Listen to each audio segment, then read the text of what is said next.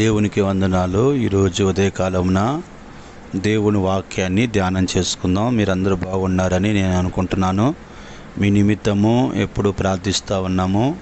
సంఘం మాది నిత్య ఆరాధన ప్రార్థనా మందిరము, పిచ్చుగిలిగుంట 10వ లైన్లో మేము ఆరాధన ప్రారంభం చేసి ఉన్నాం. ఏదేమైనప్పటికీ మీ అందరి కొరకు మేము ప్రార్థిస్తున్నాము. మీరు కూడా మా కొరకు ప్రార్థించండి.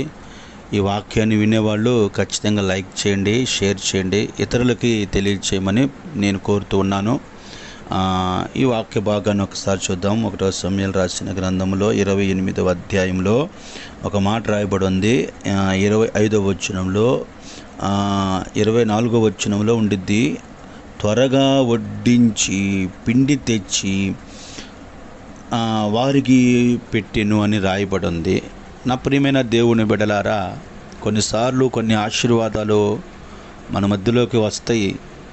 మనం ఆశీర్వదించబడటానికి, మనం దీవించబడటానికి కొన్ని దీవెనలు మన కాడకు వస్తాయి. కొంతమంది దైవజనులు వస్తారు, కొన్ని వ్యక్తులు మన దగ్గరికి వస్తారు, దేవుడు మన దగ్గరికి పంపిస్తాడు. మనము అప్పుడు త్వరపడే మనస్కత్వం మనలో ఉండాలట.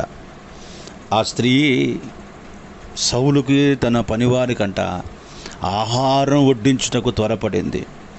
ఒకవేళ నువ్వు త్వరపడగలిగితే ప్రార్థనకు వచ్చే విషయంలో కానీ, దేవుడిని ఆరాధన చేసే విషయంలో కానీ, సంఘాన్ని కనిపెట్టుకునే విషయంలో కానీ, ప్రతి విషయంలో కూడా నువ్వు త్వరపడే మనస్సు నీలో ఉంటే దేవుడు నీ కలుగజేసే మేలులు ఏమిటో 1-2 నేను తెలియజేస్తాను. దేవునికి స్తోత్రం కలుగునగాక. అక్కడ రాయబడి ఉంది, త్వరపడి అన్న మాటకి ఎండవేళల అబ్రహాము దగ్గరికి దేవుని దూతలు, దేవుడు ప్రతిష్టమైనప్పుడు అతడు త్వరపడి వెళ్ళాడంట.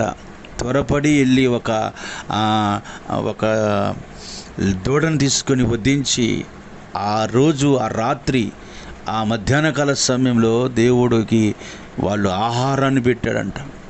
ఈ త్వరపడటం ద్వారా ఇక్కడ ఒకటి ప్రాణములు కాపాడబడతాయి, రెండోది త్వరపడటం ద్వారా దేవుడి ఆశీర్వాదాలు పొందుకుంటాం. నా ప్రియమైన దేవుని బిడ్డలారా, నీవు ఎప్పుడైతే తొందరపడి ముందుకి నువ్వు కొనసాగిస్తావో దేవుడి కార్యక్రమంలో, లోక సంబంధమైన విషయాల్లో మనం తొందరపడతాం కాదు, కానీ దైవ చిత్తమైన, దైవ కార్యములైన వాటిలో మనం తొందరపడాలి. ఒక మీటింగ్ ఏర్పాటు చేస్తున్నామో త్వరపడాలి, ఒక ప్రార్థన ఏర్పాటు చేస్తున్నాం త్వరపడాలి, దేవుని పరిచర్యకి మనం త్వరపడాలి. ప్రతి విషయంలో కూడా మంచి మేలుకరమైన కార్యములు చేసే విషయంలో మనం త్వరపడాలి. అబ్రహాము త్వరపడ్డాడు. వచ్చిన దేవునికి దూతలకి పెట్టాలని ఆశించాడు. నిశ్చయంగా అతడిని దేవుడు ఆశీర్వదించాడు. అతడి కుటుంబంలో ఉన్న అసమాధానం తొలగించాడు. బిడ్డలు లేరన్న ఆ యొక్క వ్యాధుల నుంచి దేవుడు తొలగించాడు. అతన్ని పిలుచుకున్న దేవుడు, అరణ్యంలో నడిపించిన దేవుడు అతని పక్షంగా మేలుకరమైన కార్యాలు చేశాడంటే, ఈ రోజున మేలుకరమైన కార్యాలు నీ పట్ల దేవుడు జరిగించాలని నువ్వు ఆశిస్తే మొదటగా నువ్వు త్వరపడే మనస్సు నీలో ఉండాలి. త్వరపడి దేవుడి కార్యక్రమంలో, దేవుడి పనులను ముందుకి నువ్వు వెళ్ళగలిగితే నిన్ను దేవుడు అన్ని విషయాలు ఆశీర్వదిస్తాడు, దీవిస్తాడు. నీ కుటుంబంలో ఉన్న ప్రతి అసమాధానాన్ని తొలగించి దేవుడు సమాధానాన్ని అనుగ్రహిస్తాడు. అంత మాత్రమే కాదు, కానీ నీకు